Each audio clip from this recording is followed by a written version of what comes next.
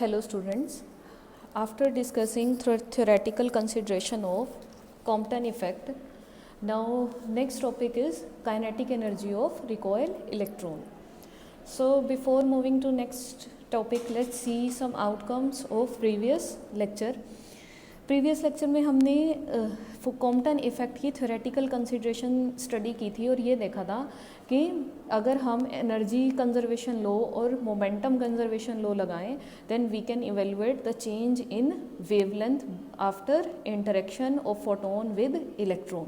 तो हमने ये देखा कि अगर लैम्डा इंसिडेंट फोटोन की वेवलेंथ है and lambda dash scattered photon की वेवलेंथ है, देन चेंज इन वेवलेंथ और से shift in wavelength is equals to h over में m naught c 1 minus cos phi के इक्वल था. और किस पे डिपेंड कर रहा था कि वेवलेंथ पे कितना चेंज होगा, ये फाई पे डिपेंड कर रहा था. मींस कितने एंगल से इंटरेक्शन होने के बाद स्कैटर्ड फोटोन क्या होगा, जो फोटोन है वो स्कैटर होगा.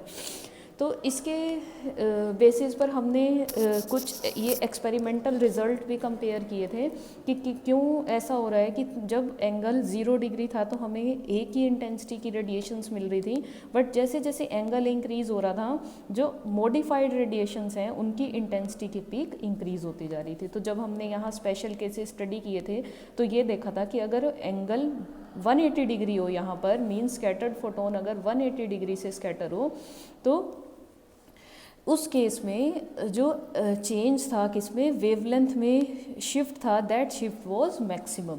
सो इससे आगे जो नेक्स्ट टॉपिक है, नेक्स्ट टॉपिक में हम ये देखेंगे कि जब फोटोन इंटरेक्शन करेगा इलेक्ट्रॉन के साथ तो आफ्टर इंटरेक्शन कितनी एनर्जी इम्पार्ट करेगा इलेक्ट्रॉन को और इलेक्ट्रॉन कितनी काइनेटिक एनर्जी से रिकॉयल होगा. तो आप यहाँ से देखिए कि ये पार्टिकल पार्टिकल कोलिजन है. हमने फोटो इलेक्ट्रिक इफेक्ट जिस तरह से पार्टिकल नेचर शो कर रहा है इलेक्ट्रोमैग्नेटिक रेडिएशंस की, इसी तरह कॉम्पटन इफेक्ट भी क्या कर रहा है, पार्टिकल नेचर शो कर रहा है. तो फोटोन जितनी एनर्जी इलेक्ट्रॉन को ट्रांसफ़र करेगा उतना ही एनर्जी में डिक्रीज़ होगा फोटोन की एनर्जी में, और जितना फोटोन की एनर्जी में डिक्रीज़ होगा उतनी ही kinetic energy rest electron gain करेगा. मींस जितना यहाँ एनर्जी डिक्रीज़ होगा उतना ही इलेक्ट्रॉन काइनेटिक एनर्जी गेन करेगा. तो हमने अब क्या निकालना है कि काइनेटिक एनर्जी रिकॉयल इलेक्ट्रॉन की कितनी होगी और किन फैक्टर्स पर डिपेंड करेगी.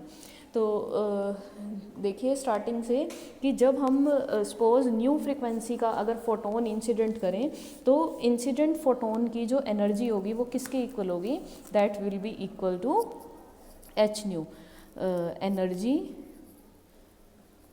Of incident photon. This is equals to H new.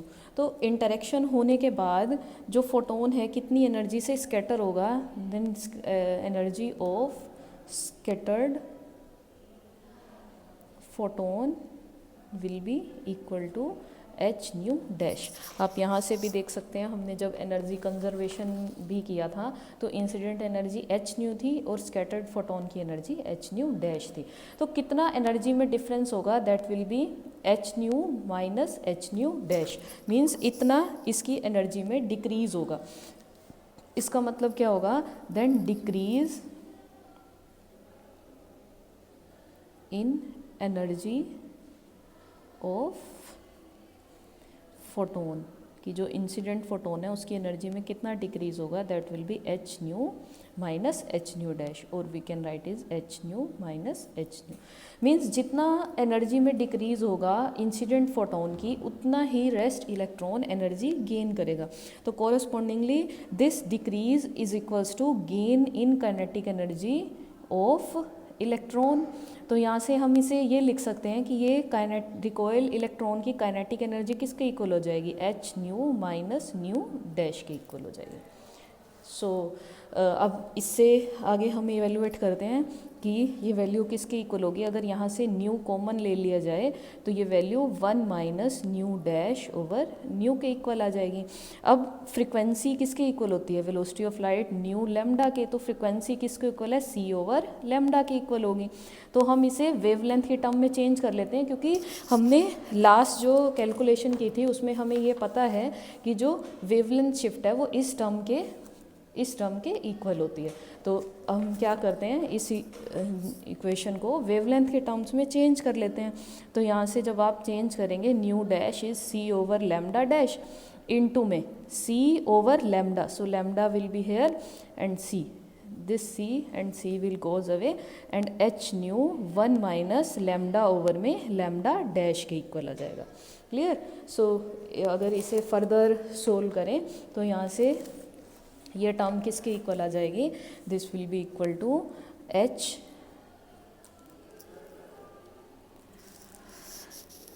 H nu lambda dash minus में लैम्डा ओवर में lambda dash, so h nu is equals to delta lambda over में लैम्डा डैश। तो हमने जो last lecture में calculate किया था वो क्या था, लैम्डा डैश माइनस में lambda is equals to h over में m naught c 1 minus cos phi, this is equals to delta lambda means shift in wavelength. तो यहाँ से हमें डेल्टा लैम्डा की वैल्यू पता है। आप एक चीज़ और देखिए, minus delta lambda is equals to delta lambda, तो यहाँ से लैम्डा डैश किसके इक्वल आ जाएगा, लैम्डा प्लस में डेल्टा लैम्डा। तो हम इस इक्वेशन को कंप्लीट शिफ्ट इन वेवलेंथ के टर्म्स में लिख लेते हैं। तो यहाँ से काइनेटिक एनर्जी किसके इक्वल आ जाएगी, h nu delta lambda over में lambda dash is lambda plus में डेल्टा लैम्डा। तो अब यहाँ से आप डेल्टा लैम्डा की वैल्यू सब्स्टिट्यूट कीजिए, तो ये इक्वेशन किसके इक्वल आ जाएगी, h nu delta lambda is h over में एम नॉट सी 1 माइनस में cos phi divided lambda plus delta lambda, so lambda plus h over में m naught c 1 minus cos phi के equal आ जाएगा। ठीक, आप यहाँ से अगर लैम्डा कॉमन ले लें तो देखिए, so here kinetic energy will be equal to H nu, अगर यहाँ से लैम्डा कॉमन लेंगे और इस लैम्डा को यहाँ लिख सकते हैं, सो एच ओवर में m naught c lambda 1 minus cos phi over 1 plus h over में एम नोट सी, और यहाँ पर भी लैम्डा आ जाएगा, आप कॉमन लेंगे तो 1 माइनस में कोस फाई के इक्वल आ जाएगा। So this implies kinetic energy of recoil electron will be h square nu over m naught c lambda 1 minus cos phi over 1 plus h over m naught c lambda 1 minus cos phi के equal आ जाएगी। तो आप अब इस equation को यहाँ जो लैम्डा है इसे भी फ्रीक्वेंसी के टर्म्स में लिख लें, तो यहाँ से ये टर्म किसके इक्वल आ जाएगी, ई के, देखिए लैम्डा किसके इक्वल होगा, सी ओवर में सी ओवर फ्रीक्वेंसी के इक्वल आ जाएगा। तो ये वैल्यू अगर यहाँ सब्स्टिट्यूट की जाए कि लैम्डा को क्या पुट करें, सी ओवर में फ्रीक्वेंसी, तो यहाँ जब आप पुट करेंगे सी ओवर फ्रीक्वेंसी तो यहाँ सी स्क्वायर और फ्रीक्वेंसी ऊपर जाएगी तो न्यू स्क्वायर हो जाएगा। इसी तरह आप यहाँ पुट करेंगे तो यहाँ सी ओवर फ्रीक्वेंसी सी स्क्वायर और यहाँ न्यू की टर्म आ जाएगी। तो ये इक्वेशन क्या बन जाएगी, h square nu square over M naught C square 1 minus cos phi over 1 plus H nu over M naught C square, this is 1 minus cos phi. So इससे आगे देखिए कि अगर यहाँ पर इस टर्म को देखिए एच न्यू एम नॉट सी स्क्वायर, तो यहाँ पे एच अगर हम जो स्कैटरर है किसके साथ स्कैटरिंग देख रहे हैं, इलेक्ट्रॉन के साथ, तो ये रेस्ट मास ऑफ इलेक्ट्रॉन है, velocity of light, Planck's constant, new is the frequency of incident radiation है। तो आप इस टर्म को अगर हम एक वेरिएबल का नाम दे दें, let h nu over m naught c square is called alpha. तो यहाँ से इसे अल्फ़ा की अगर टर्म्स में लिखेंगे तो काइनेटिक एनर्जी किस में आ जाएगी, यहाँ से एच रह जाएगा, यहाँ एच स्क्वायर है तो यहाँ से h nu over m naught c square, तो यहाँ क्या टर्म बचेगी, एच न्यू इंटू में alpha. So this is equals to 1 minus cos phi over 1 plus alpha 1 minus में कोस फाई। तो यहाँ से हमने क्या निकाल लिया, काइनेटिक एनर्जी। देखिए यहाँ टर्म क्या है, this is energy of incident photon, और इंसिडेंट फोटोन की एनर्जी के साथ ये टर्म क्या हो रही है, मल्टीप्लाई हो रही है। तो इसके कोरस्पॉन्डिंग हमें क्या मिल गई, kinetic energy of recoil electron. तो इसका मतलब क्या हुआ कि जो रिकॉइल्ड इलेक्ट्रॉन है, जितनी एनर्जी से रिकॉयल हो रहा है, जितनी काइनेटिक एनर्जी फोटोन से गेन कर रहा है, वो किस पे डिपेंड कर रहा है कि कितनी एनर्जी का फोटोन इंसिडेंट किया जा रहा है और कितने एंगल से इंसिडेंट फोटोन स्कैटर होगा। तो जितने एंगल से इंसिडेंट फोटोन स्कैटर होगा उतनी ही वेवलेंथ में उसके शिफ्ट होगा, और कोरस्पॉन्डिंगली उसके कोरस्पॉन्डिंग ही वो क्या करेगा, जो इलेक्ट्रॉन है वो एनर्जी, काइनेटिक एनर्जी गेन करेगा। तो अगर हम यहाँ से इसके स्पेशल केसेस देखें कि किस तरह से एंगल चेंज होने से रिकॉयल इलेक्ट्रॉन की काइनेटिक एनर्जी चेंज होगी, तो आप यहाँ से देखिए फर्स्ट कि अगर हम केस कंसीडर करें कि अगर फाई की वैल्यू 0 डिग्री के इक्वल हो, फाई 0 डिग्री के इक्वल होने का मतलब फॉरवर्ड स्कैटरिंग मीन्स जो स्कैटर्ड फोटोन है वो इंसिडेंट्स के साथ 0 डिग्री एंगल बना रहा है। तो यहाँ से आप इसमें सब्स्टिट्यूट करें कि अगर फाई की वैल्यू किसके इक्वल हो जाए, 0 डिग्री के, तो कोस 0 डिग्री 1 के इक्वल है। तो आप इस इक्वेशन में अगर कोस फाई की वैल्यू 1 पुट करेंगे तो 1 माइनस 1, यहाँ भी 1 माइनस 1, तो ये टर्म क्या आ जाएगी, काइनेटिक एनर्जी रिकॉयल इलेक्ट्रॉन की 0 के इक्वल आ जाएगी। इसका क्या मतलब है कि अगर इंसिडेंट फोटोन इंसिडेंट लाइन के साथ 0 डिग्री एंगल बना रहा है, स्कैटर्ड फोटोन अगर इंसिडेंट लाइन के साथ 0 डिग्री एंगल बना रहा है, तो मीन्स उस केस में इलेक्ट्रॉन को कोई भी एनर्जी ट्रांसफ़र नहीं होगी। तो और जो इंसिडेंट फोटोन है उसकी एनर्जी में या उसकी वेवलेंथ में कोई चेंज नहीं होगा।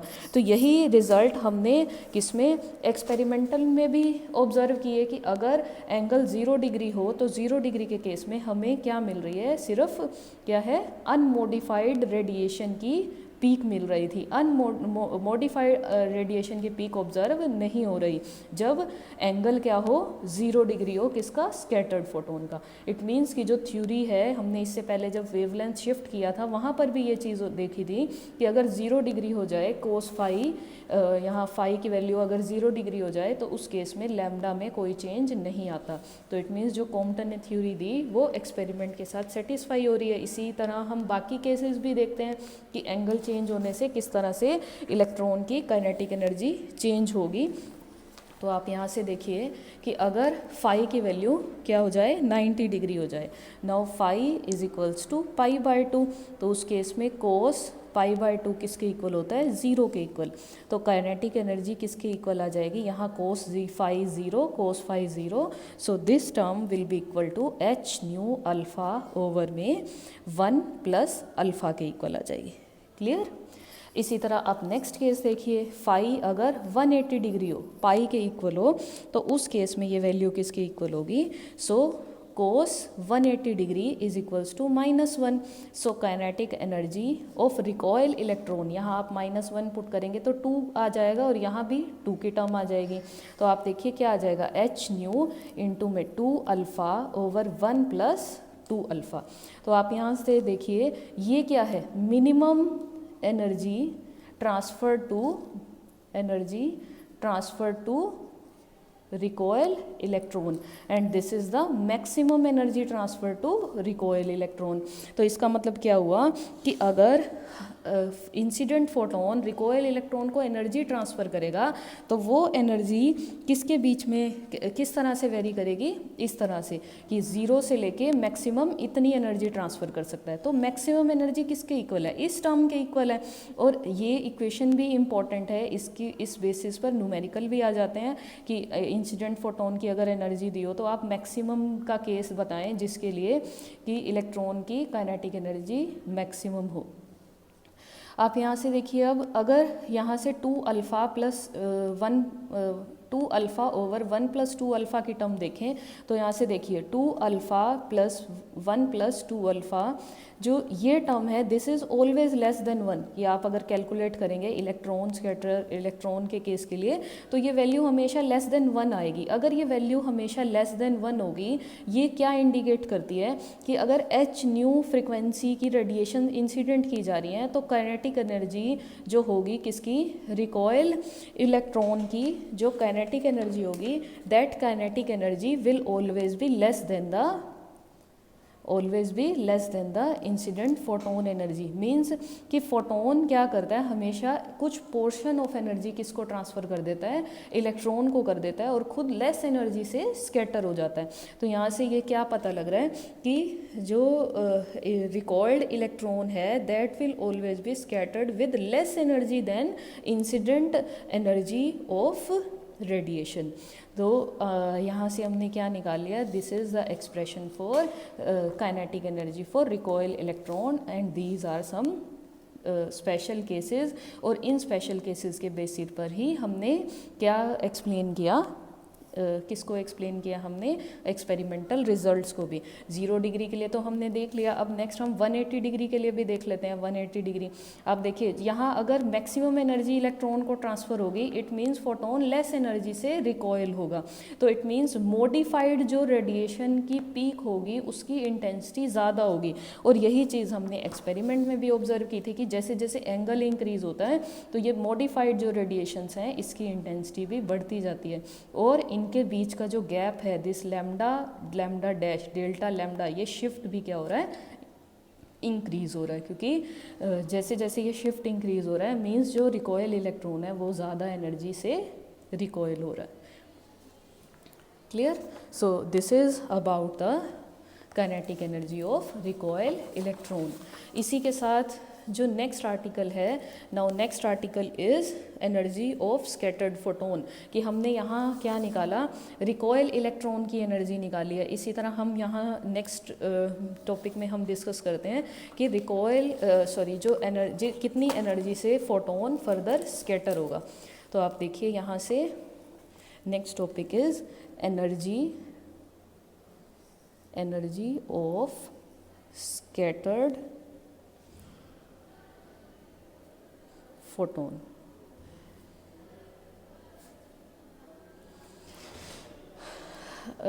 डेल्टा लैम्डा किसके इक्वल है, shifting wavelength is equals to h over में m naught c 1 minus cos phi के इक्वल है। ये क्या है, लैम्डा डैश माइनस में लैम्डा ओवर एच ओवर में m naught c 1 minus cos phi. हमने क्या इवेल्युएट करना है, एनर्जी करनी है, तो इसीलिए इसे फ्रिक्वेंसी के टर्म्स में लिखते हैं और फिर फर्दर एनर्जी के टर्म्स में लिखेंगे। तो लैम्डा किसके इक्वल होगा, light c velocity of light over frequency nu dash minus में c over nu, this is equals to h over में m naught c 1 minus cos phi के इक्वल आ जाएगा।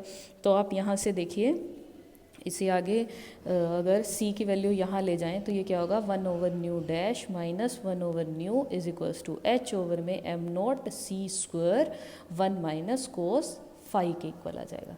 क्लियर? सो इससे नेक्स्ट देखिए, अगर इसे फर्दर सोल्व करें, nu dash nu this will be nu minus में nu dash is equals to h over में m naught c square 1 minus cos phi के इक्वल आ जाएगा। तो आप देखिए न्यू माइनस में nu dash is equals to H nu dash over में m naught C square 1 minus cos phi. Clear?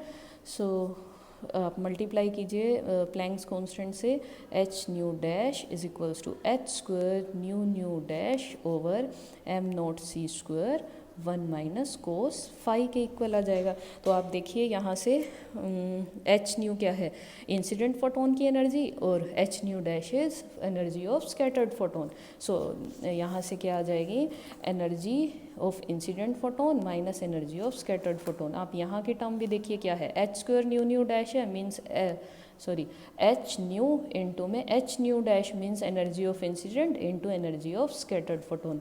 So we can write it as E E dash over M naught C square 1 minus में cos phi.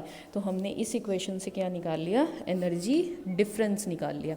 आगे आप देखिए, अगर यहाँ से हमने क्या निकालना है, स्कैटर्ड फोटोन की एनर्जी निकालनी है, मींस ई डैश की वैल्यू इवेलुएट करनी है। तो इसके लिए आप क्या कीजिए, ई इज इक्वल्स टू, यहाँ से अगर ई डैश इधर ले जाएं, this is E dash plus E dash over M naught C square 1 minus cos phi के इक्वल आ जाएगा। ई डैश अगर यहाँ से कॉमन ले लिया जाए तो ये टर्म किसके इक्वल आ जाएगी, 1 प्लस में energy E over M naught सी स्क्वायर 1 माइनस कोस फाई के इक्वल आ जाएगी।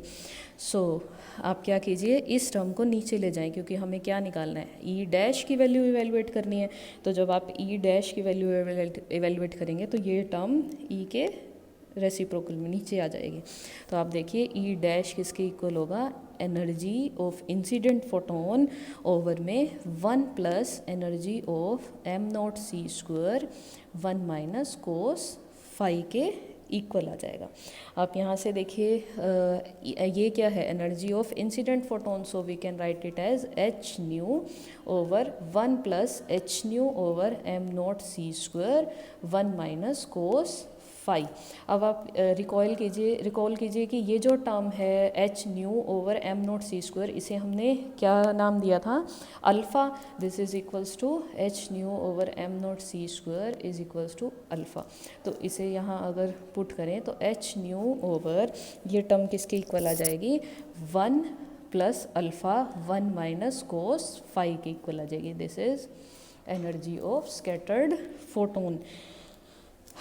नाउ 1 प्लस कोस फाई किसके इक्वल होता है, twice of sine square phi by 2 के। तो यहाँ से एच न्यू ओवर आप लिख सकते हैं इसे 1 plus twice of sine square phi by 2। This is the energy of scattered photon which is proportional to energy of incident photon. तो इट मीन्स कि ये किसके लिए एक्सप्रेशन आ गया कि कितनी एनर्जी से फोटोन इलेक्ट्रॉन के साथ इंटरेक्शन करने के बाद स्कैटर होगा। और जो इससे प्रीवियस हमने एक्सप्रेशन इवेलुएट किया था, ये एक्सप्रेशन क्या शो कर रहा है कि जब फोटोन इसके साथ इंटरेक्ट करेगा इलेक्ट्रॉन के साथ तो इलेक्ट्रॉन को कितनी एनर्जी इम्पार्ट करेगा। So this is about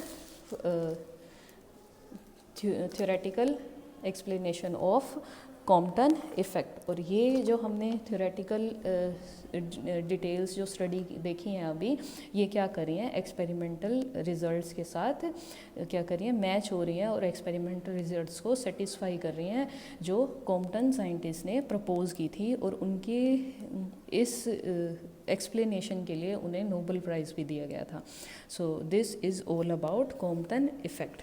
now next question क्या है इसी कॉम्पटन इफ़ेक्ट से रिलेटेड, कि हम जब कॉम्पटन इफ़ेक्ट स्टडी कर रहे हैं तो मॉडिफाइड रेडिएशन की इंटेंसिटी मिल रही है, तो क्वेश्चन अराइज होता है कि हमें अनमॉडिफाइड रेडिएशन की इंटेंसिटी की अनमॉडिफाइड रेडिएशन जो है, जब हम ये ग्राफ प्लॉट कर रहे हैं तो ये रेडिएशन की जो पीक है ये क्यों ऑब्जर्व हो रही है। जब आप यहाँ स्पेक्ट्रा देख रहे हैं, देखिए लैम्डा क्या है, इंसिडेंट रेडिएशंस की जितनी इंटेंसिटी, जितनी वेवलेंथ से रेडिएशन मैटर के ऊपर इंसिडेंट की गई हैं, और लैम्डा डैश इंटरेक्शन होने के बाद वेवलेंथ में कितना चेंज आया है, means this is the modified radiation and these are the unmodified radiations. तो यहाँ पर इसमें अनमॉडिफाइड रेडिएशन की पीक क्यों ऑब्जर्व हो रही है। आप यहाँ से देखिए कि जब एक्स रे इंसिडेंट की जाती हैं ग्रेफाइट पे, तो यहाँ एटम्स प्रेजेंट हैं, तो there is a finite probability कि इलेक्ट्रॉन, जो इंसिडेंट फोटोन है ये बाउंड इलेक्ट्रॉन्स के साथ, मीन्स जो इनर शेल के इलेक्ट्रॉन्स हैं उनके साथ भी इंटरेक्शन कर सकता है। देखिए हमने जब इसकी थ्योरी स्टडी की थी तब ये एज्यूम किया था कि अगर इंसिडेंट फोटोन लूज इलेक्ट्रॉन्स के साथ, मीन्स फ्री इलेक्ट्रॉन के साथ अगर इंटरेक्शन करता है तो उस केस में कितनी एनर्जी इम्पार्ट करेगा। तो अगर हम इस तरह से ये मैटर कंसीडर करें और इस इलेक्ट्रॉन के साथ अगर क्या कर रहा है, इंसिडेंट फोटोन स्कैटरिंग कर रहा है, तो उस केस में हमने क्या ऑब्जर्व की, लैम्डा डैश ऑब्जर्व की। इसी के साथ अगर आप देखिए कि अगर there is a finite probability कि इंसिडेंट फोटोन क्या करे, इनर शेल के इलेक्ट्रॉन्स के साथ इंटरेक्शन करे। अब जो इनर शेल के इलेक्ट्रॉन्स हैं वो न्यूक्लियस के फील्ड में ज़्यादा हैं in comparison to outer shell, और ये क्या है, ज़्यादा बाउंड है किसके साथ, न्यूक्लियस के साथ। तो जब हम इसके लिए इक्वेशन लिखेंगे मॉडिफाइड चेंज इन वेवलेंथ की, मीन्स शिफ्ट इन वेवलेंथ की, तो वहाँ पर जो किसकी वैल्यू थी, मास की वैल्यू थी। आप यहाँ से देखिए कि जो जब हमने इलेक्ट्रॉन के साथ इंटरेक्शन की तो शिफ्ट इन वेवलेंथ किसके इक्वल था, h ओवर में m naught c 1 minus cos phi के इक्वल था। और यहाँ m नोट क्या है, मास ऑफ इलेक्ट्रॉन है कि जो हमने क्या, जिसके साथ इंसिडेंट फोटोन इंटरेक्शन कर रहा है।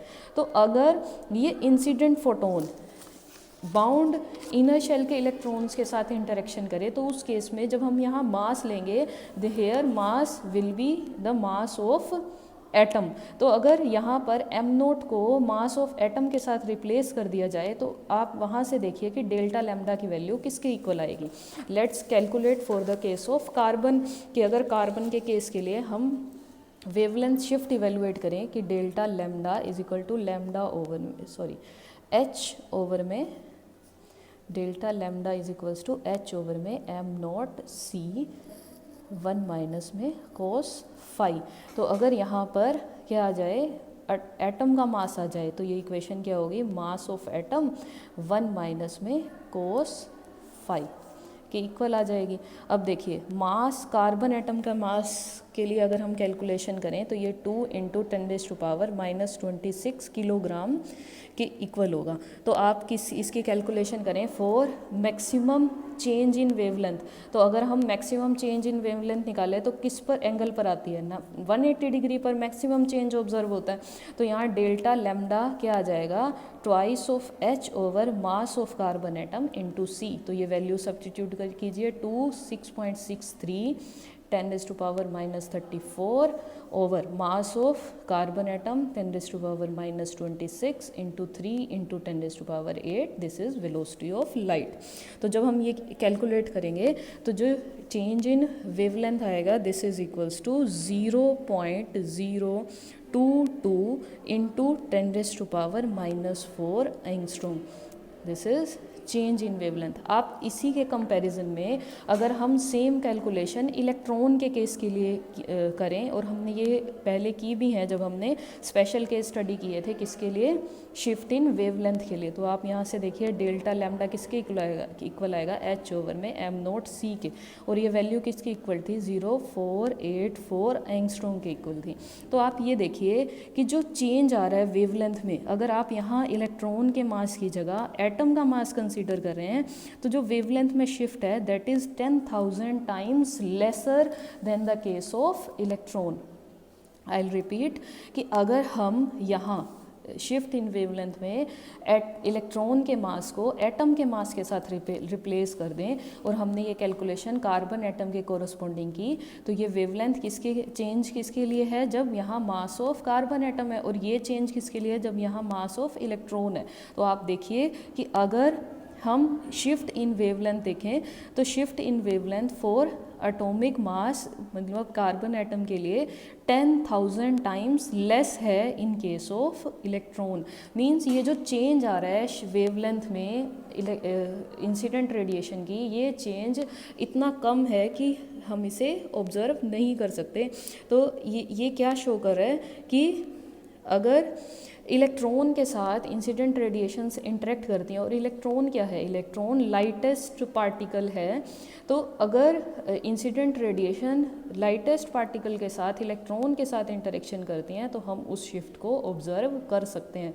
इसीलिए अगर इनर ये जो चेंज है ये इतना कम है कि अगर जब रेडिएशंस इंसिडेंट की जा रही हैं, अगर वो फ्री इलेक्ट्रॉन के साथ इंटरेक्शन करती हैं मींस आउटर शेल के इलेक्ट्रॉन के साथ, तो हमें एक्सपेरिमेंट में जब हम ये ऑब्जर्व कर रहे हैं ये तो इसमें हमें क्या मिल रही है, मॉडिफाइड रेडिएशन मिल रही है। बट अगर वो बाउंड इलेक्ट्रॉन्स के साथ इंटरेक्शन कर रही है तो जो चेंज है शिफ्ट में वेवलेंथ में, जो शिफ्ट है जो चेंज है इनकी वेवलेंथ में, वो चेंज बहुत कम है। तो इसीलिए हमें एक अनमॉडिफाइड रेडिएशन की भी पीक ऑब्जर्व होती है इन एक्सपेरिमेंट। सो आप यहाँ से इसे किसके साथ, एग्जाम्पल के साथ भी कंपेयर कर सकते हैं। जैसे कि हमने ये जो ग्राफ प्लॉट किया हुआ है, अगर हम यहाँ पर वैल्यूज़ ले लें कि सपोज जो इंसिडेंट रेडिएशंस हैं, अगर इनकी पर्टिकुलर वैल्यू कंसीडर की जाए, हम यहाँ से निकाल सकते हैं कि अगर लैम्डा की वैल्यू क्या है, एक्स रे है, और लैम्डा की वैल्यू किसके इक्वल हो, देखिए अगर यहाँ इस ग्राफ में लैम्डा की वैल्यू 0.0749 नैनोमीटर के इक्वल हो, तो एक्सपेरिमेंटली हम यहाँ से लैम्डा डैश भी निकाल सकते हैं। लैम्डा डैश किसके इक्वल होगा, this will B 0.07 incident radiation 709 and lambda dash increase हो जाएगी ना वेवलेंथ, 49 नैनोमीटर के इक्वल होगा। तो यहाँ से देखिए ये क्या है, ये वो वेवलेंथ है जिससे एक्सरेज इंसिडेंट की गई हैं ग्रेफाइट पे। हमने एक एग्जांपल कंसीडर किया, this is 0.0709 nanometre and lambda dash is equals to 0.0749 nanometre की कितनी वेवलेंथ में कितनी वेवलेंथ ऑब्जर्व होगी जब फोटोन इलेक्ट्रॉन के साथ इंटरेक्शन होने के बाद स्कैटर होगा। तो यहाँ से अगर लैम्डा डैश माइनस लैम्डा निकालें तो ये चेंज किसके इक्वल आएगा, this is equal to 0.004 nanometre. तो आप क्या कर सकते हैं, थ्योरेटिकली हम इसके थ्रू भी डेल्टा लैम्डा निकाल सकते हैं थ्योरी से। ये किस केस के लिए है, व्हेन फाई किसके इक्वल हो, 135 डिग्री के इक्वल हो। और यहाँ पे लैम्डा की वैल्यू हमने क्या देखी कि 0.0709 नैनोमीटर है और लैम्डा डैश 0.049 नैनोमीटर है। तो एक्सपेरिमेंटली हम ये वैल्यू इवेल्युएट कर सकते हैं और इनका डिफरेंस निकाल सकते हैं।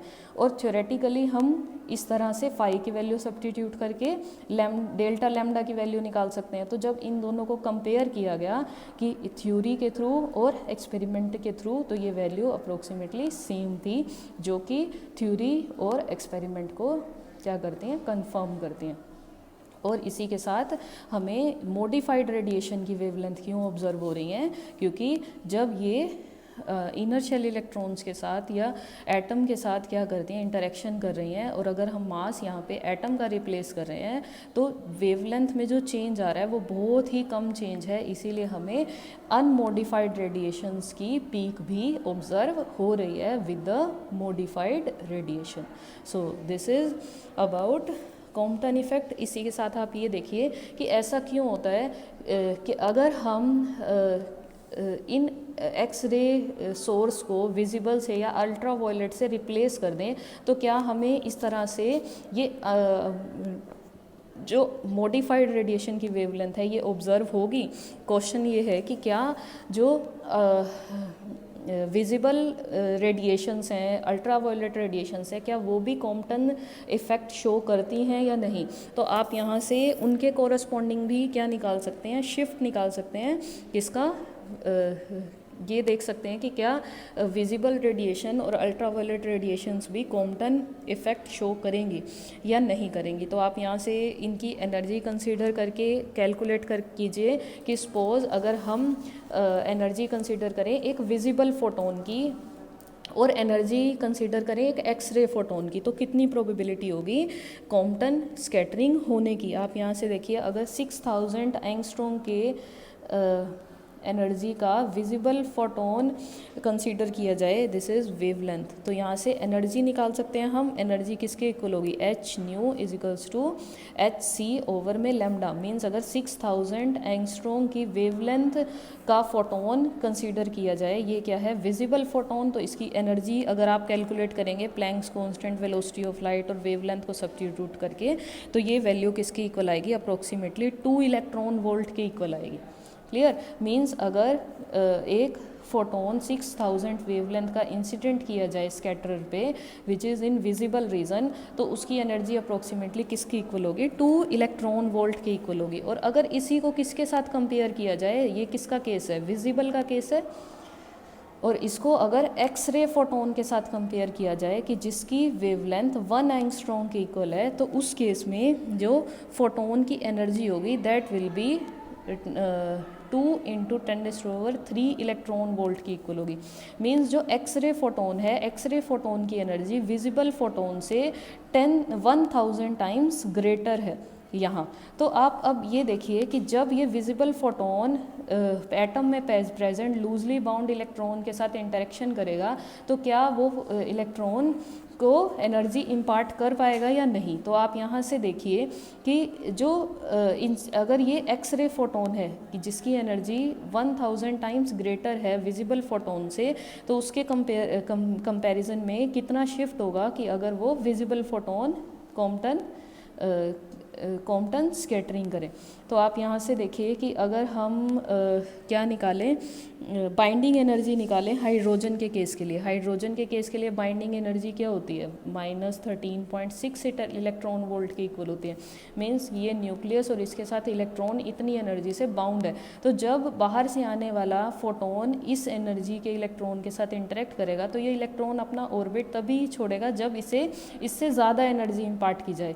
बट अगर यहाँ विजिबल फोटोन है तो उसकी फोटोन की एनर्जी ही बहुत कम है कि वो क्या करेगा, इतनी बाइंडिंग एनर्जी के इलेक्ट्रॉन को एनर्जी इम्पार्ट नहीं कर पाएगा कि वो रिकॉइल हो पाए। लेकिन अगर हम इसी के कंपैरिजन में एक्सरे फोटोन का देखें तो एक्सरे फोटोन की क्या है, energy is much more than the visible photon. तो इसीलिए हमें जो कॉम्पटन स्कैटरिंग है वो हाई एनर्जी फोटोन्स के लिए ऑब्जर्व होती है रादर की विजिबल फोटोन और अल्ट्रावायलेट फोटोन्स।